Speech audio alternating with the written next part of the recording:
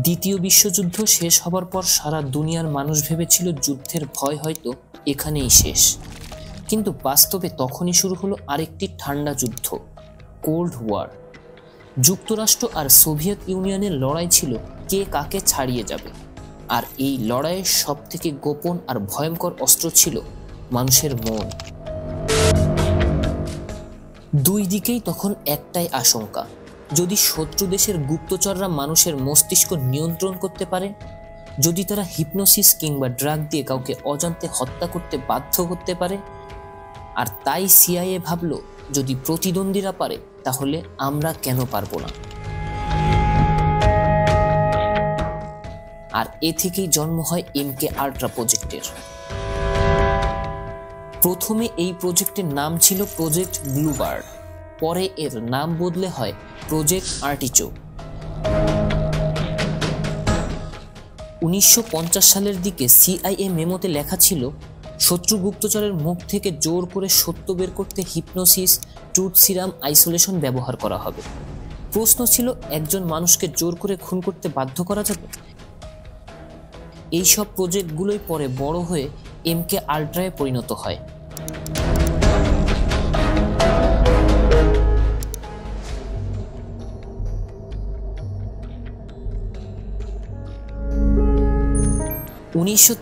সালে সিআইএর director Allen Dulles officially sign করেন MK আল্ট্রা প্রজেক্টে। তাদের বাজেট ছিল গোপনে, কিন্তু পরে জানা যায় 80টির বেশি ইউনিভার্সিটি, হাসপাতাল, প্রাইভেট কোম্পানিও এর সাথে জড়িত ছিল। অথচ তাদের বেশিরভাগই জানত না তারা আসলে এই সিআইএর জন্যই গোপনে কাজ করে যাচ্ছে। এই প্রজেক্টে সবথেকে বেশি ব্যবহার হতো LSD, এক ধরনের হ্যালুসিনোজেন।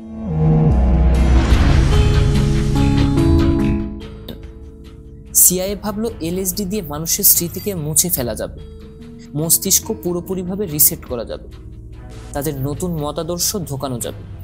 অনেক সময় বন্দী কিংবা মানসিক রোগীদের না বলেই এই ড্রাগকে পুশ করে দেওয়া হতো, বিনিময়ে বলা হতো তাদের সাজাকে কমিয়ে দেওয়া হবে।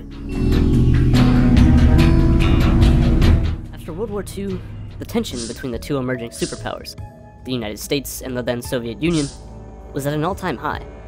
The threat of a nuclear war, and sequentially the end of human existence as we know it, was banging on everyone's door. Everyone's life was hanging on by a thread. Neither side wanted to budge or fall behind the other in fear of losing power completely. Technological development didn't stop with the atom bomb. It continued to get bigger and bigger, like you were rolling a ball of snow down a hill.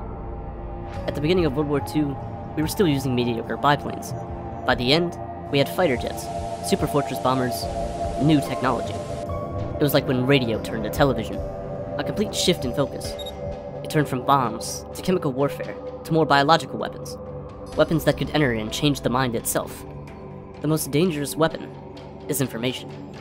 It was rumored that the Nazis near the end of World War II were doing research on the minds and behaviors of humans, and that the secrets and answers to that research lied in the German scientists themselves. Countries such as China, the Soviet Union, and, through the mission codenamed Operation Paperclip, even the United States took former German scientists and engineers back to their own individual countries. Doctor UN Cameron ছিলেন MK আল্ট্রায়ের সবথেকে ব্যর্থ চরিত্র। কানাডার Allen Memorial ইনস্টিটিউটে মানুষদের মাইরন depression কিংবা anxiety নিয়ে ভর্তি করা হতো, অথচ ডক্টর ক্যামেরন তাদের ঘুমের মধ্যে LSD হাই ভোল্টেজ ইলেকট্রোশক থেরাপি দিতেন। লিন্ডা ম্যাকডোনাল্ড নামের একজন মা, যিনি ইনসোমনিয়া আর স্ট্রেস নিয়ে হাসপাতালে গিয়েছিলেন, ক্যামেরন তাকে 86 দিন ঘুমের মধ্যে রেখেছিলেন, আর সাথে বেরিয়ে এসেছিলেন একদম নিউবর্ন বেবি মেন্টাল স্টেট নিয়ে। নিজের পরিবারের কথা একদমই ভুলে গিয়েছিলেন।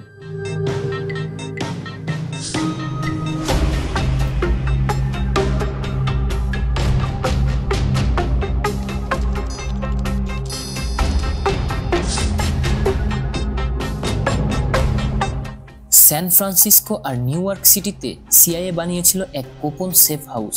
হোটেল রুমের দেয়ালের এক পাশে মিরর লাগানো থাকতো, বাইরে থেকে দেখা যায় কিন্তু ভেতর থেকে দেখা যায় না। প্রস্টিটিউটদের দিয়ে বাইরে থেকে লোকজন আনা হতো, আর অজান্তে তাদের ড্রিঙ্কে LSD মিশানো হতো। এরপর সিআইএ এজেন্টরা লুকিয়ে দেখত LSD খেয়ে কে কিভাবে বিহেভ করছে।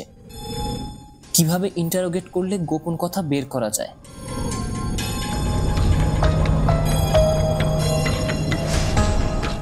ফ্র্যাঙ্ক ওলসন ছিলেন একজন army scientist, CIA germ warfare প্রোগ্রামে যুক্ত ছিলেন। একবার এক কোম্পানির রিট্রিটে তাকে এলএসডি খাইয়ে দেওয়া হয় অজান্তে।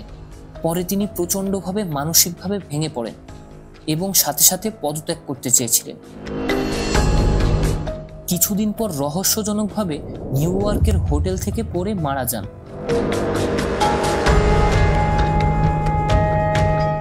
সিআইএ প্রথমে সুইসাইড বলে চালিয়ে দিলেও দ্বিতীয় অটোপসিতে তার মাথায় ব্ল্যান্ড ফোর্স ইনজুরি ধরা পড়ে, অর্থাৎ তিনি পড়ার আগেই সেখানে মারা গিয়েছিলেন।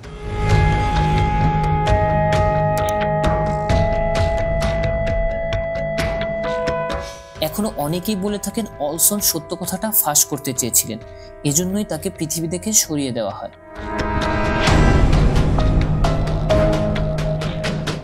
এবার আসি সাব প্রজেক্ট 54 নিয়ে।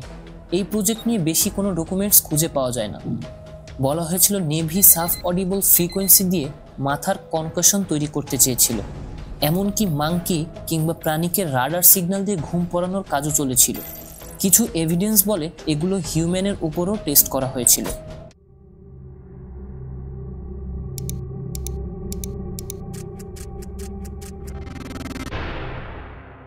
1973 সালে সিআইএ ডিরেক্টর রিচার্ড হেলমস প্রায় সব নথি ডিস্ট্রয় করে ফেলেন, যাতে আর কেউই প্রমাণ না খুঁজে পায়। তবুও কিছু ফাইল এখান থেকে বেঁচে যায়। 1975-এ রকফেলার কমিশন রিপোর্টে উঠে আসে এমকে আল্ট্রার সব ঘটনা আসলেই সত্য ছিল। অনেকেই বলেন এমকে আল্ট্রা একদমই বন্ধ হয়ে গেছে, আবার অনেকেই বলেন অন্য নামে এই কাজটা চলছে।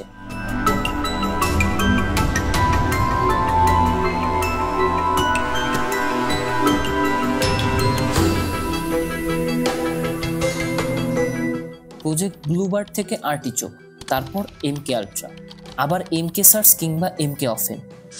অর্থাৎ নাম বদলায় কিন্তু উদ্দেশ্য মোটেও বদলায় না। গোপন খেলায় সব থেকে বড় অস্ত্র হচ্ছে পাওয়ার অ্যান্ড কন্ট্রোল। আর আজকের দুনিয়ায় যখন আপনার ফোন, ইন্টারনেট কিংবা সোশ্যাল মিডিয়া আপনার সকল তথ্য নিয়ে বসে আছে, তখন এই প্রশ্ন কিন্তু থেকেই যায়, কে আসলে কাকে নিয়ন্ত্রণ করছে।